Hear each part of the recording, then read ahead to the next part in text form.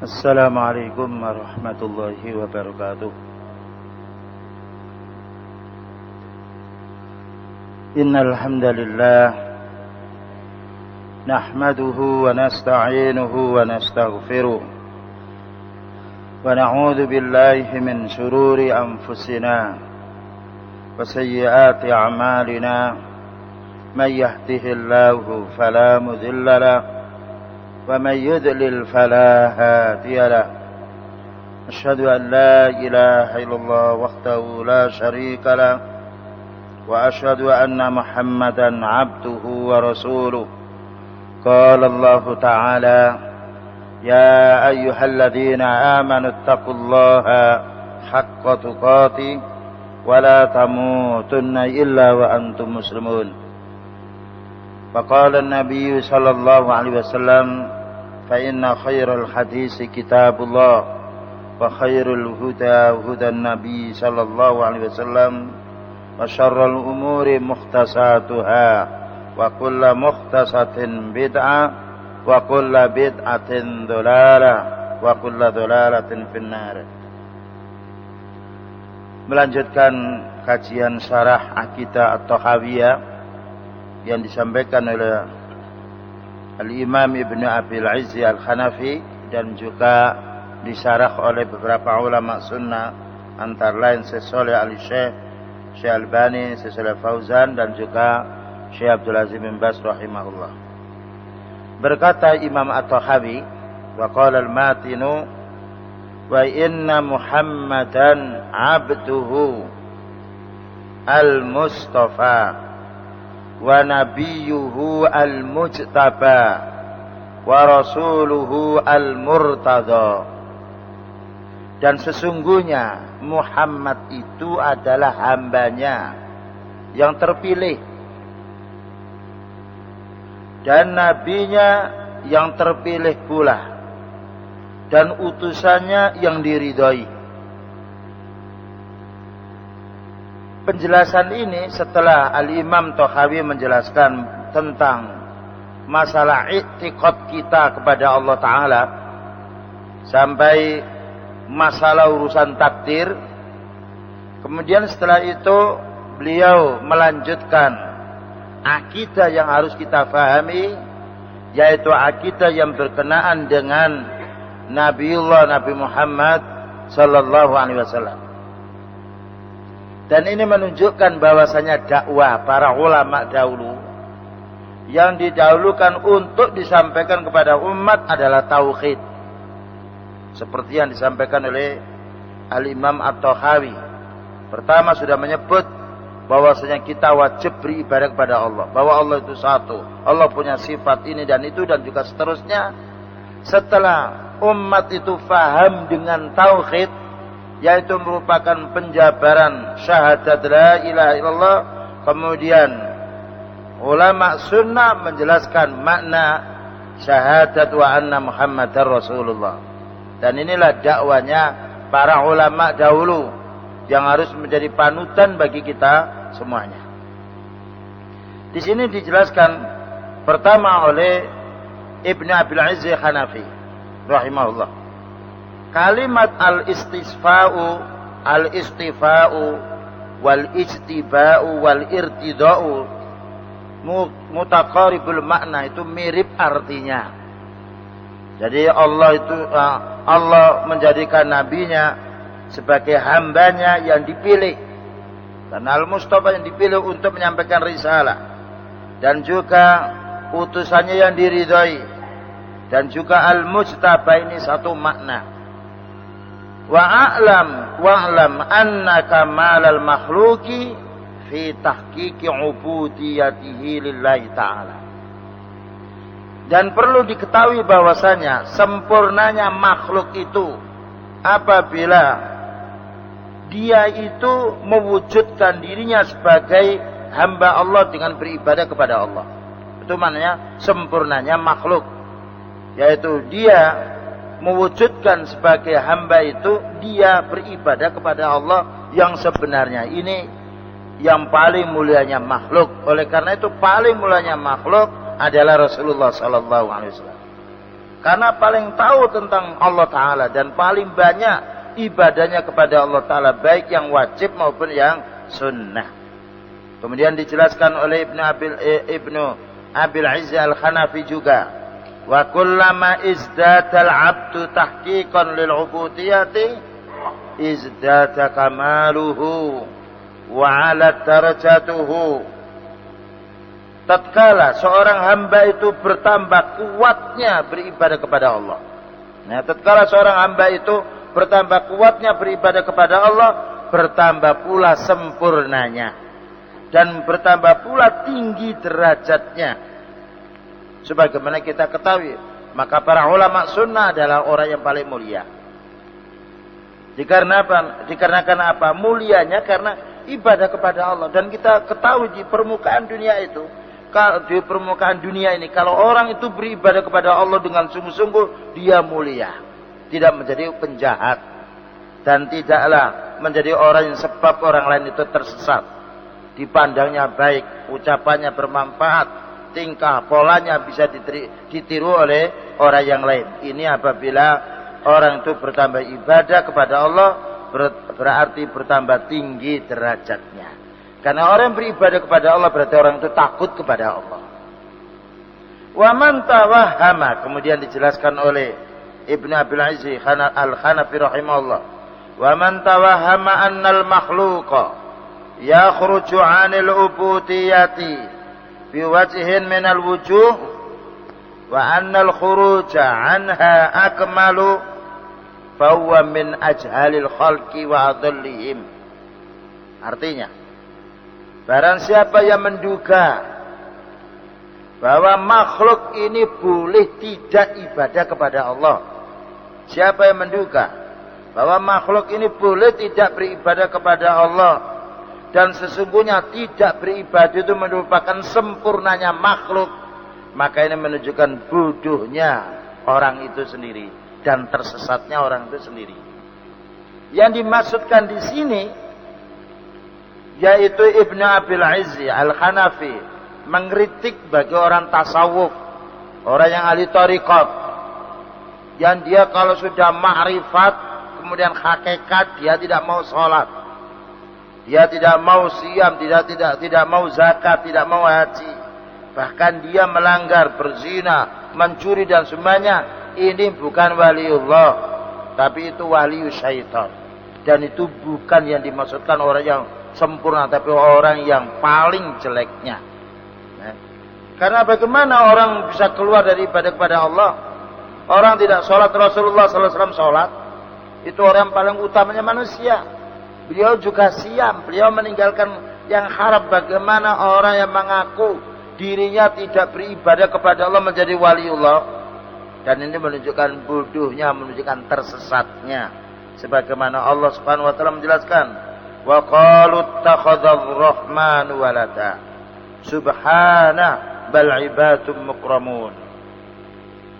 Maka orang-orang jahiliyah mengatakan Allah Ar-Rahman itu memiliki anak, butuh kepada anak, maha suci Allah. Tetapi mereka ini, malaikat ini adalah hamba yang dimuliakan oleh Allah Subhanahu wa taala.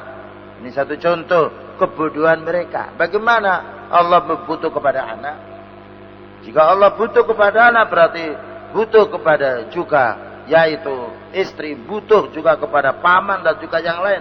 Dan itu akan diwarisi dan akan berubah. Hukum alam ini akan berubah, dan itu ditolak dengan akal yang sehat. Oleh karena itu kalau manusia di rumah itu banyak yang mengurusi, semua ikut campur, maka tidaklah baik di dalam rumah itu. Berikutnya dijelaskan di sini oleh Syekh Albani rahimahullah. Keterangan dari Syekh Albani rahimahullah. I'lam anna kulla rasulin nabiyyun wa laysa kullu nabiyyin rasulan. Ketahuilah setiap utusan itu pasti nabi dia. Setiap utusan pasti nabi. Karena tadi ada wa anna Muhammadan abduhu al-mustafa. Dan tidaklah setiap nabi itu menjadi utusan. Ini bedanya antara nabi dan utusan.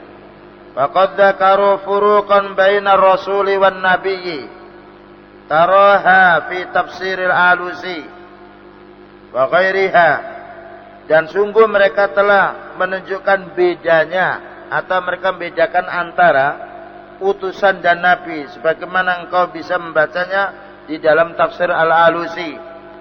Tetapi beliau Albani rahimahullah menjelaskan wala'allal aqraba anna ar-rasula man bu'isa bisyara'in jadid. Rasul itu maknanya orang yang diutus oleh Allah dengan membawa risalah yang baru. Itu Rasul yang diutus oleh Allah dengan membawa risalah yang baru. Wan nabiyyu man bu'isa litakriri syar'i man qablahu. Sedangkan nabi itu diutus oleh Allah untuk menetapkan, melanjutkan syariat sebelumnya.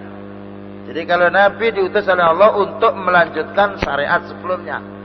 Sedangkan Rasul diutus oleh Allah untuk membawa syariat yang baru, artinya lain dengan sebelumnya. Tetapi yang dimaksudkan syariat ini urusan masalah cara ibadah. Tetapi adapun masalah tugas utama setiap para utusan dan nabi sama, yaitu mengajak manusia agar beribadah kepada Allah Subhanahu wa ta'ala saja.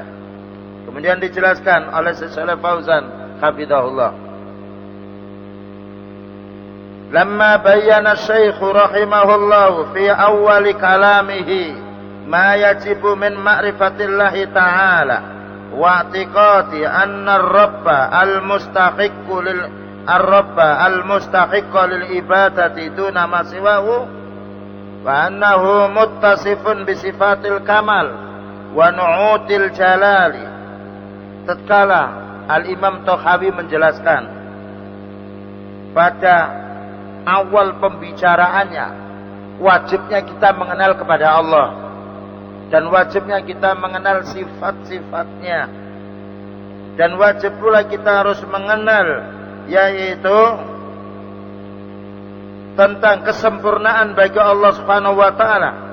Kemudian bergantilah mu'alif ini melanjutkan, yaitu nasihatnya disambung dengan intaqala ila ma yajibu i'tiqaduhu fir rasuli alaihi salatu wassalam.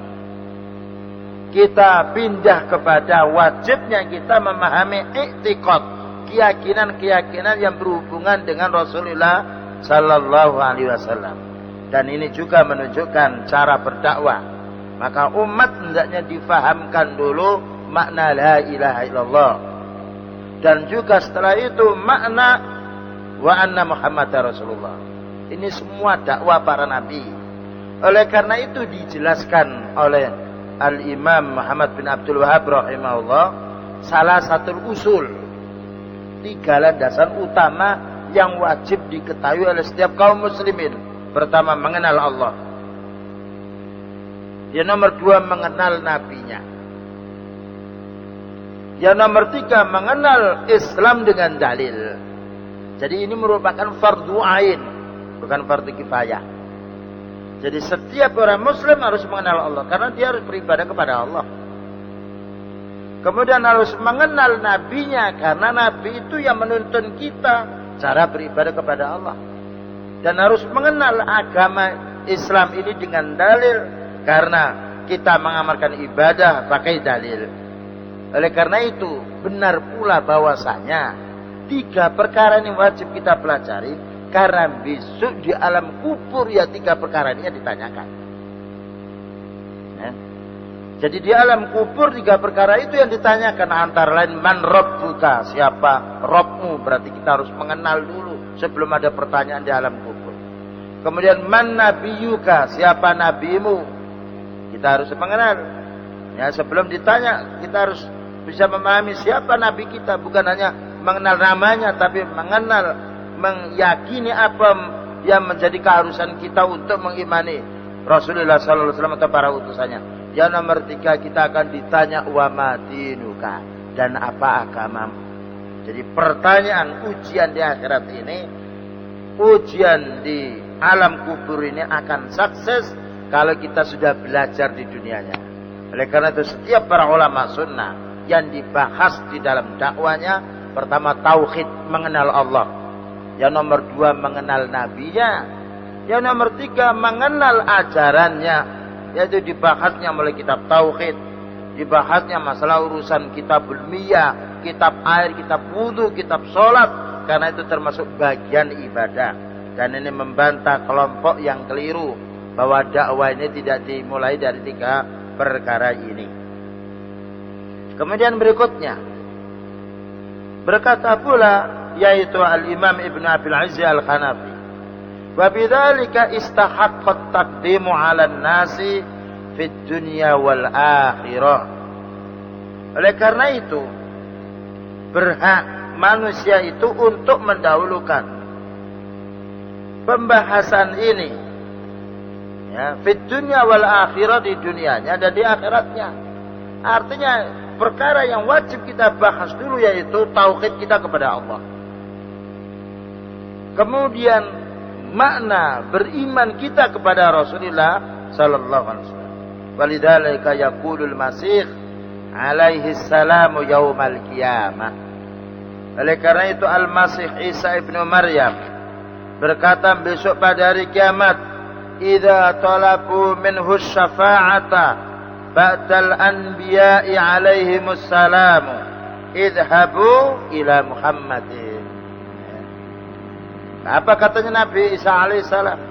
Tatkala mereka mencari syafaat, pertolongan, setelah menuju sekian banyak para nabi, yaitu Nabi Adam alaihissalam, Nabi Nuh alaihissalam, Nabi Ibrahim alaihissalam, Nabi Musa alaihissalam, Nabi Isa, semuanya menolaknya.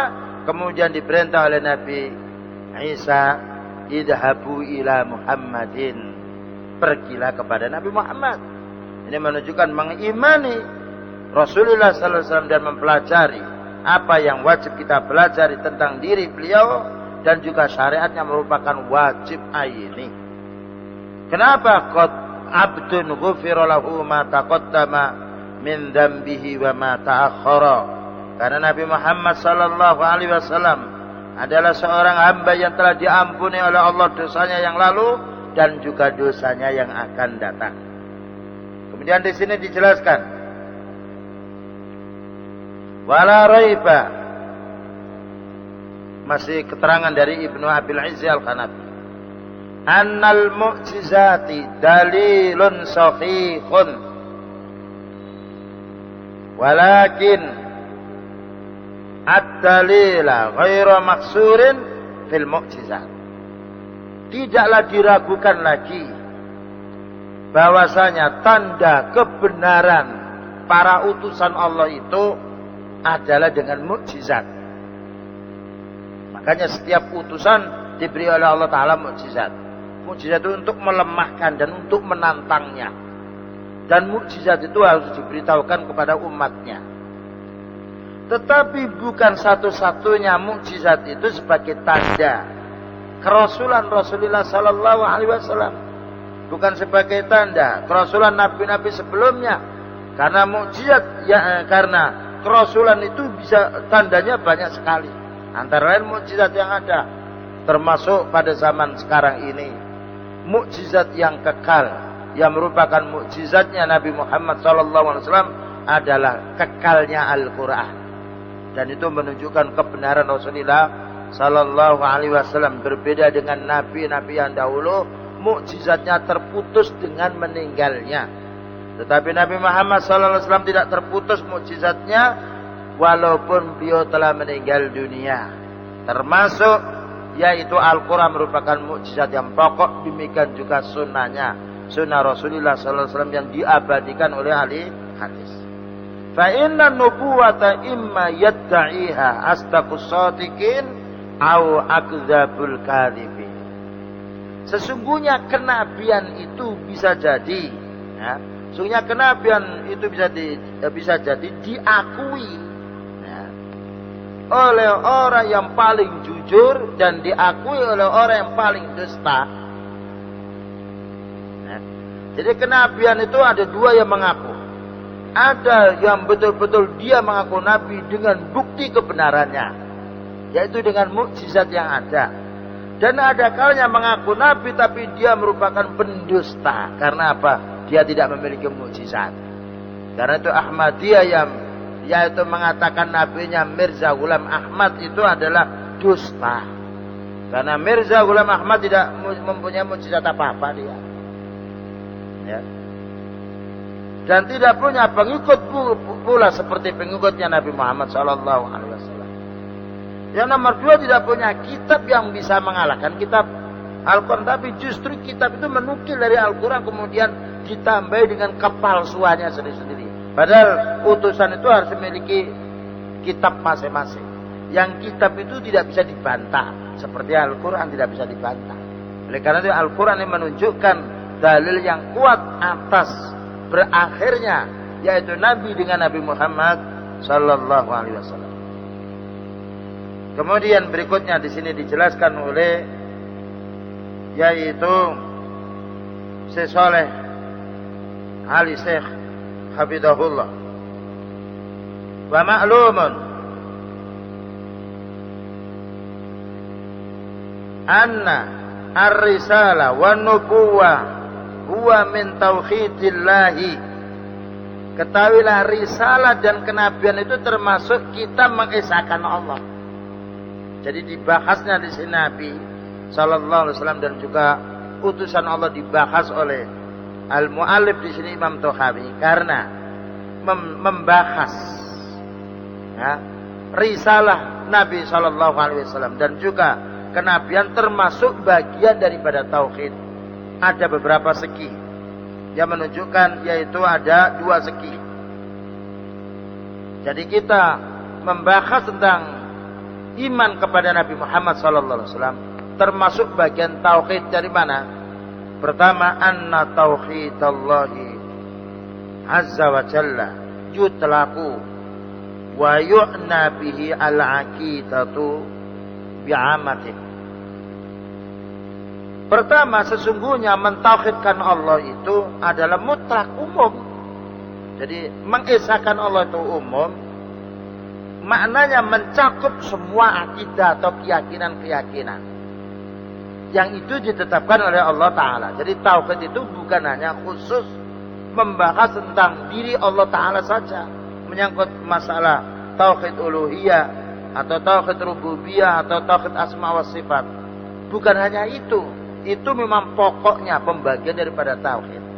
Tetapi makna tauhidullah itu adalah umum mencakup sesuatu yang harus kita yakini yang itu datangnya dari Allah Subhanahu wa taala. Fa kullul aqidati bi arkanil iman tadkhulu fi tauhidillah. Maka semua akidah yang masuk di situ rukun iman 6 itu semuanya tergolong tauhid. Oleh karena itu orang beriman kepada Allah tidak beriman kepada Nabi-Nya sallallahu alaihi wasallam tidak dikatakan tauhid. Karena mentauhidkan Allah berarti mentauhidkan apa yang disampaikan oleh Allah Ta'ala. Bukan kita hanya mentauhidkan bahwa Allah itu ada. Bukan hanya itu. Bukan hanya mentauhidkan Allah itu punya nama dan sifat. Bukan hanya mentauhidkan Allah itu wajib kita ibadahi. Tetapi mentauhidkan apa yang diberitahukan oleh Allah kepada yaitu kita semuanya lewat Nabi Muhammad sallallahu alaihi wasallam. Fatauhidullahi azza wa jalla wal iman.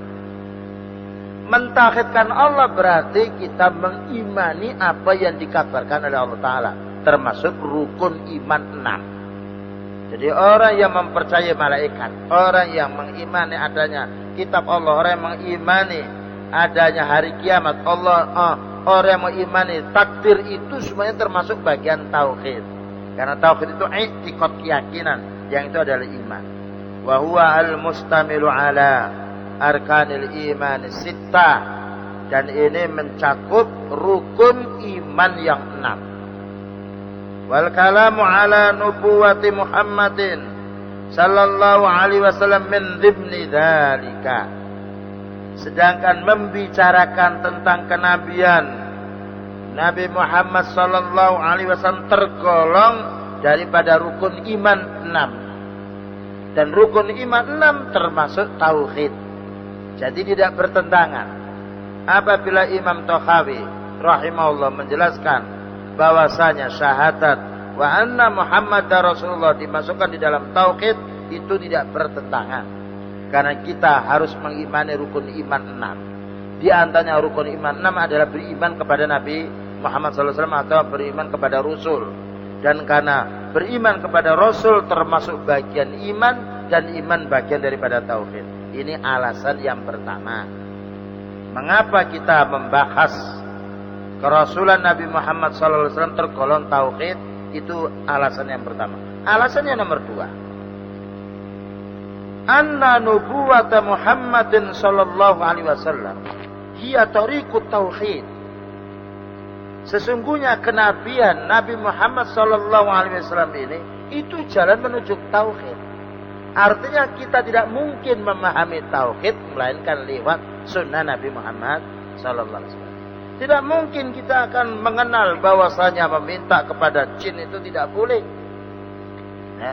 Meminta kepada azimat, meminta kepada ahli kubur itu tidak boleh. Tidak mungkin kita mengenalnya kecuali dengan penjelasan dari Rasulullah sallallahu alaihi wasallam. Jadi mempelajari risalah Nabi sallallahu alaihi wasallam berarti kita menuju jalan ke tauhid. Jadi menuju jalan ke Allah, menuju ke jalan Allah, jalan tauhid harus lewat sunnah nabinya. Oleh karena itu Allah berfirman, "Qul in kuntum tuhibbunallaha fattabi'uni yuhibbukumullah wa yaghfir lakum dzunubakum." Katakan wahai Nabi Muhammad, jika kamu itu yaitu senang kepada Allah maka ikutilah aku, yaitu ikutilah Nabi Muhammad sallallahu alaihi wasallam. Menyenangi Allah bagian daripada tauhid. Tetapi Allah mensyaratkan orang yang senang kepada Allah harus mengikuti sunnahnya Nabi sallallahu alaihi wasallam. Maka orang yang mengikuti sunnah Nabi sallallahu alaihi wasallam berarti orang itu ahli tauhid. Oleh karena itu orang ingkar sunnah adalah musyrik. Kenapa? Orang mengingkari sunnah berarti menghalangi dia untuk bertauhid kepada Allah Ta'ala. Karena tauhid kepada Allah dijelaskan di dalam hadis-hadis yang itu bersumber dari Rasulullah sallallahu alaihi wasallam. Ya anna tauhidallahi azza wa jalla lam yu'lam illa an tariqir rusuli.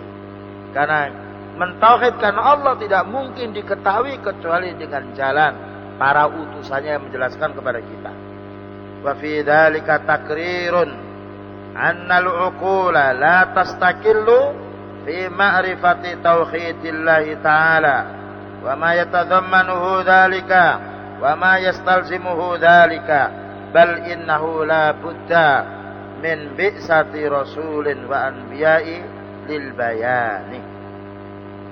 Oleh karena itu mengharuskan bahwasanya akal tidaklah mungkin akan bisa bertauhid kepada Allah. Jadi akal kita tidak mungkin bisa bertauhid kepada Allah Ta'ala melainkan apabila dengan wasilah, dengan sarana Rasulullah SAW menjelaskan kepada kita. Oleh karena itu kaidah di dalam usul, ma lam yatimul wajibu bihi illa fahuwa wajib. Malam yatimmu al-wajibu illa bihi fahuwa wajibun. Sesuatu yang wajib tidak sempurna kecuali dengannya. Ya. Sesuatu yang wajib tidak mungkin dilaksanakan kecuali dengannya, maka hukumnya wajib. Contohnya kita sholat. Sholat seseorang tidak akan diterima kecuali harus berwudu. Maka wudu hukumnya wajib. Baik wudu. Sholat jamaah. Salat jamaah itu dibutuhkan jalan kaki menuju ke masjid. Jalan kaki menurut asal adalah mubah. Boleh. Tetapi karena salat jamaah tidak mungkin kecuali orang itu harus menempuh dengan jalan kaki atau naik sepeda motor, maka hukumnya jalan kaki menuju ke masjid wajib. Karena salat jamaah yaitu tidak mungkin menuju ke masjid kecuali dengan jalan kaki. Demikian juga mengenal tauhid hukumnya wajib. Karena mengenal tauhid itu tidak mungkin dijangkau dengan akal. Tetapi harus dijangkau dengan dalil dari Rasulullah sallallahu alaihi wasallam, maka mempelajari riwayat hidup Rasulullah sallallahu alaihi wasallam untuk kita ambil bagaimana cara mengisahkan Allah, hukumnya wajib. Ini menunjukkan dalil yang nomor 2. Sebagaimana Allah Subhanahu wa taala menjelaskan di dalam surat An-Nisa ayat nomor 165. Rusulan mubasyirina wa mundzirina li'alla yakuna lin-nasi 'ala Allahi hujjatun ba'dar rusuli. Artinya para utusan yang mereka itu memberikan kabar gembira dan juga memberi peringatan kepada umatnya, memberikan kabar gembira bagi orang yang taat dan memberi peringatan bagi orang yang maksiat, supaya tidak ada manusia itu alasan di sisi Allah Ta'ala setelah datangnya utusan ini. Jadi ayat ini menunjukkan bahwa kita mengenal tauhid asma wa sifat, mengenal tauhid uluhiyah itu dengan lewat kita mengenal Rasulullah sallallahu alaihi wasallam, yaitu mengenal, bukan mengenang dirinya, tetapi mengenang amal-amalnya dan juga ilmunya yang disampaikan kepada kita semuanya. Oleh karena itu Rasulullah sallallahu alaihi wasallam disifati oleh Allah Ta'ala. Ada 6 di sini sifat, sebagaimana dijelaskan oleh Syekh Saleh bin Ali Syekh hafizahullah. Faminha annahu abdun. Pertama, Allah mensifati Nabi Muhammad itu hamba. Apabila hamba tidak boleh disembah, tidak boleh dimintai, tidak boleh dipanggil ya hadratal Mustafa, karena memanggil itu berarti berdoa. Sedangkan berdoa haknya Allah. Ya, kita minta berdoa itu ya Rabbi, tidak ya Rasulullah. Dipanggil ya Rasulullah masih hidup karena kita minta nasihat kepadanya. Tapi setelah meninggal dunia kita tidak memanggil ya Rasulullah. Adapun kita membaca hadis menirukan para sahabat. Nah, karena itu tidak boleh kita manggil ya Sayyidi, ya Rasulullah, ya Ghauzul Zaman. Itu adalah syirik. Jadi beliau dikatakan oleh Allah Ta'ala annahu abdun, bahwa Nabi Muhammad SAW itu hamba. Kalau hamba berarti dia bukan diibadahi, ya, karena dia seperti kita seorang hamba. Yang nomor 2, wa minha annahu nabiyyun. Beliau itu nabi. Nabi itu artinya diberi oleh Allah Ta'ala berita, diberi kabar. Itu bedanya dengan kita. Kalau kita hanya hamba, tetapi tidak nabi. Karena nabi itu yang mananya yang diberi berita oleh Allah Ta'ala. Sedangkan kita diberi beritanya lewat utusan. Yang nomor 3 sifatnya wa minha annahu rasul. Bahwasanya dia itu adalah utusan. Namanya utusan tidaklah berbicara kecuali sesuai dengan yang mengutus. Tidaklah bicara kecuali sesuai dengan yang mengutus. Dan namanya utusan dia harus membawa amanat. Namanya utusan wajib ditaati karena dia utusan Allah. Jadi Rasulullah SAW wajib taat kepada Allah karena dia sebagai utusan, dan kita wajib taat kepada Rasul SAW karena dia utusan Allah. Dia bukan bicara dengan hawa nafsunya, tidak. Ya. Oleh karena itu beliau tidak boleh diibadahi, tidak boleh dimintai, karena dia bukan Allah, dia adalah abdun. Yang nomor 2, dia wajib ditaati, nah, karena dia utusan Allah. Itu bedanya kita. Kalau kita tidak wajib ditaati. Wajib ditaati kalau kita menyampaikan dari Allah dan Rasulnya. Ditaatinya kita karena kita menyampaikan dari Allah dan Rasulnya, bukan karena diri kita menyampaikan, tapi karena yang disampaikan oleh kita itu dari Allah dan Rasulnya. Yang nomor 3, wa minha annahu khatamul anbiya'i wal mursalin. Bahwasanya Nabi Muhammad SAW itu adalah penutup nabi dan para utusan. Ya. Siapa yang mengatakan ada nabi setelah Nabi Muhammad SAW kafir. Karena Allah menjelaskan di situ adalah rasulun wa khatamul anbiya, walakin Rasulullah wa khatamul anbiya. Nabi Muhammad SAW itu utusan Allah dan penutup. Nah, penutup itu sudah tidak ada lagi, sudah ditutup dia. Dan buktinya, yaitu setelah kita pahami sendiri, bahwasanya risalah yang sampai kepada kita adalah risalahnya Nabi Muhammad Sallallahu Alaihi Wasallam. Siapa yang mengatakan ada nabi setelah Nabi Muhammad Sallallahu Alaihi Wasallam, maka dia adalah kafir berdasarkan ayat tadi. Adapun Nabi Isa nanti turun ke permukaan bumi, itu bukan Nabi yang terakhir. Itu Nabi dahulu yang diangkat oleh Allah Ta'ala ketika mau dibunuh oleh orang Yahudi. Dan nanti akan turun ke permukaan bumi mengamalkan syariatnya Rasulullah Sallallahu Alaihi Wasallam. Tidak mengamalkan syariat yang dahulu. Kemudian berikutnya ikhwan, sifat yang nomor 5 bagi Nabi. Wa minha annahu habibu rabbil alamin wa khaliluhu. Dan dia adalah kekasihnya Nabi Muhammad SAW, bahkan Khalil. Khalil itu puncaknya yang disenangi. Oleh karena itu di dunia itu ada hanya 2 Khalil. Khalilullah Ibrahim alaihissalam wa Khalilullah Nabi Muhammad sallallahu alaihi wasallam. Tidak boleh kita memberi nama diri kita Khalilullah, tidak boleh. Ya, kalau ada harus diganti. Nah, karena apa? Karena namanya Khalil hanya untuk 2. Oleh karena itu beliau mengatakan, "Lau kuntu muttakhidan khalilan lattakhadtu Abu Bakrin khalilan." Andaikan aku menjadikan Khalil selain diriku, andaikan itu boleh, tentu aku akan menjadikan yaitu Abu Bakar sebagai Khalil. Tapi beliau tidak menjadikan sahabat Abu Bakar sebagai Khalil. Jika Abu Bakar radhiyallahu anhu tidak boleh dipanggil Khalilullah, bagaimana orang selain sahabat Abu Bakar? Yang nomor 6, sifatnya Nabi sallallahu alaihi wasallam, wa minha anna bi'satahu 'amatun lil jinni wal insi. Sesungguhnya diutusnya beliau sallallahu alaihi wasallam merata untuk jenis jin dan manusia. Nah, berbeda dengan dahulu. Dan juga di sini amma untuk seluruh lapisan jin yang dahulu maupun sekarang, dan juga untuk lapisan semua manusia dari sampai hari kiamat nanti. Ini menunjukkan sifat bagi Rasulullah Sallallahu Alaihi Wasallam yang harus kita pahami.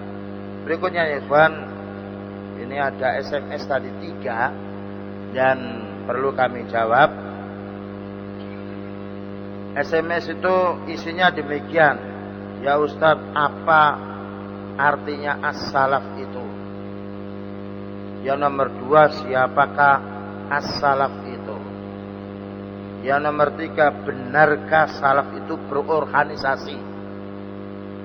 Ini perlu kami jawab, walaupun bagiannya bukan ini, tetapi karena kita kembali kepada ayat fasalu ahla dzikri in kuntum la ta'lamun, dan juga kita hendaknya menjawab apabila kita tahu. Pertama ya ikhwan, makna as-salaf, ya, as-salaf itu adalah pemahaman orang-orang dahulu. Siapa pemahaman orang dahulu itu? Yaitu para sahabat radhiyallahu anhum. Sebagaimana disebutkan di dalam surat At-Taubah ayat nomor 100. Was-sabiqunal awwalun minal muhajirin wal ansar walladzina tabauhum bi ihsan. Pendahulu-pendahulu yang pertama, yaitu dari sahabat muhajirin dan ansar dan orang yang mengikuti mereka dengan baik, maka Allah meridhai mereka dan mereka pun ridha kepada Allah. Jadi as-salaf maknanya pemahaman. Yang itu pemahamannya para sahabat radhiyallahu anhu dan pemahamannya para tabi'in ketika memahami Al-Qur'an dan hadis yang sahih, itu namanya as-salaf. Oleh karena itu umatnya dikatakan oleh beliau akan berpecah belah menjadi 73. Kemudian kulluhum finnar, mereka itu semuanya masuk di neraka terlebih dahulu sebelum masuk surga, illa wahidatan, kecuali satu, ma ana alaihil yauma wa ashabi, orang yang mengikuti jejakku dan jejak sahabatku. Ini namanya pemahaman salaf. Jadi as-salaf itu adalah pemahaman untuk memahami Al-Quran dan Sunnah. Difahami bukan dari rasio manusia masing-masing, tapi difahami dari para sahabat radhiyallahu anhu, difahami dari para tabi'in. Ini makna as-salaf. Sedangkan makna orangnya as-salaf, yaitu siapa? As-salaf itu adalah orang ahli hadis, yani orang ahli sunnah, orang al-firqatun najiyah. Jadi orang yang mementingkan tentang ilmu din, senantiasa membahas ilmu din, yaitu ilmu tauhid yang itu merupakan puncaknya ilmu, ya. Dan juga membahas masalah akhlak, membahas masalah ibadah. Jadi setiap pertemuan yang disampaikan di situ adalah ayat Allah dan juga hadis Nabi Sallallahu Alaihi Wasallam dan juga pemahaman yang disampaikan oleh para sahabat radhiyallahu anhu. Oleh karena cirinya ulama-ulama salaf selalu mementingkan masalah ilmu dan dakwah mereka itu terbuka. Dakwah salaf itu terbuka karena bukan golongan. Ya. Jadi siapa saja ikut boleh dan tidak ada sembunyi-sembunyi karena tidak ada baiat yang sembunyi. Dari dakwah yang sebenarnya terbuka menyampaikan ilmu semata-mata mengajak manusia untuk menuju ke tauhidullah, untuk kembali kepada sunnah yang benar.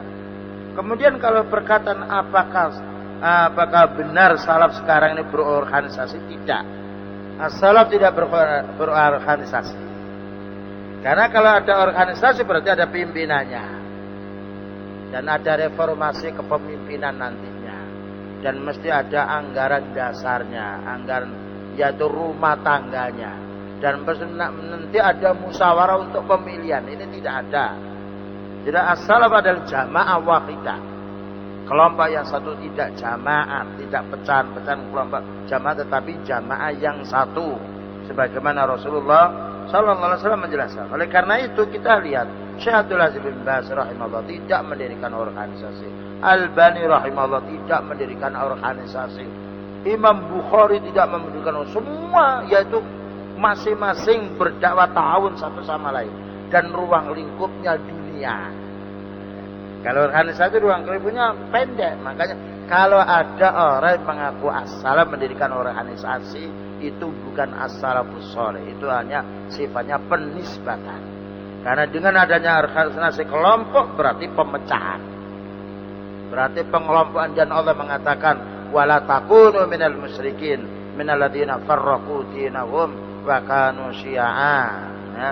Dan janganlah kamu seperti orang musyrik yang pecah belah, masing-masing golongan merasa bangga dengan dirinya. Jadi as-salafus shalih tidak berorganisasi. Mereka adalah umat yang berilmu, yang menyampaikan ilmu. Dan as-salafus shalih beda-beda, ada tingkatan ilmu tinggi, ada orang yang awam yang baru belajar. Dan as-salafus shalih bukan maksum, bukan bersih dari dosa. Suatu saat salah.